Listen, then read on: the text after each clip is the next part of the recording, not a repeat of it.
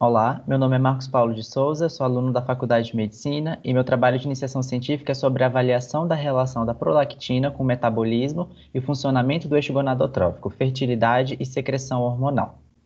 A hiperprolactinemia pode ser entendida como um distúrbio endocrinológico caracterizado pelo aumento dos níveis séricos de prolactina, com consequências, manifestações clínicas para o paciente, e elas se devem, sobretudo, ao impacto sobre o funcionamento do eixo gonadotrófico.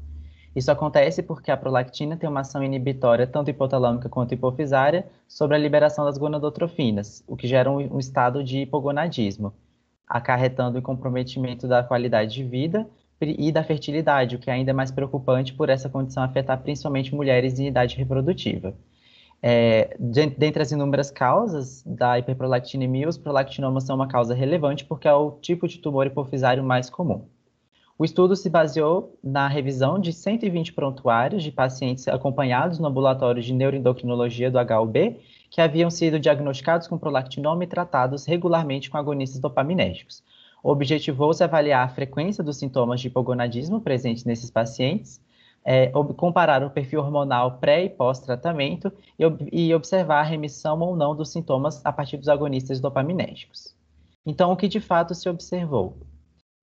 Com relação à distribuição e à caracterização da amostra, a gente percebeu que dos 120 pacientes, 90 eram mulheres, 30 eram homens, e, em geral, a idade na qual o diagnóstico foi estabelecido se encontrava na faixa etária de 20 a 40 anos, o que sugere, principalmente, o quão importante é o impacto sobre a fertilidade, por se tratar de pessoas em idade reprodutiva.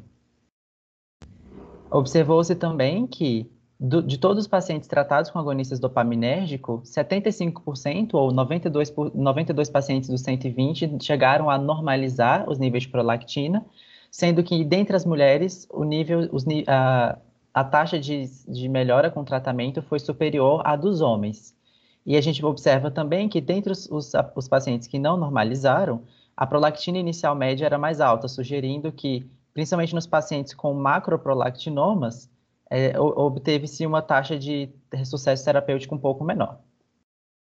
Comparando o perfil hormonal pré e pós-tratamento, tanto de homens e de mulheres, observou-se que, antes do tratamento, eles apresentavam um perfil clássico de hipogonadismo. Então, nas mulheres, a prolactina média inicial era mais baixa do que nos homens, porque os macroprolactinomas representaram uma quantia maior da população masculina, e que a gente observa que houve uma tendência de aumento tanto das gonadotrofinas quanto dos hormônios sexuais a partir do tratamento. Nas mulheres, observou-se que na última consulta, na consulta mais recente, todos os parâmetros haviam sido melhorados estatisticamente significativamente. E com relação aos homens, as gonadotrofinas não conseguiram melhorar de forma significativa estatisticamente, mas a testosterona sim. A falha com relação às gonadotrofinas se deve, sobretudo, à baixa quantidade de sujeitos no qual essa informação foi encontrada. Com relação às queixas clínicas, observou-se que nas mulheres, a galactorreia e a amenorreia foram as principais queixas ao diagnóstico, e dessas, a grande parte obteve melhora, tanto de galactorreia quanto da amenorreia. A infertilidade foi uma queixa pouco frequente, mas isso se deve, por exemplo, ao desejo reprodutivo de cada paciente, se ela já havia tido filhos anteriormente ou não.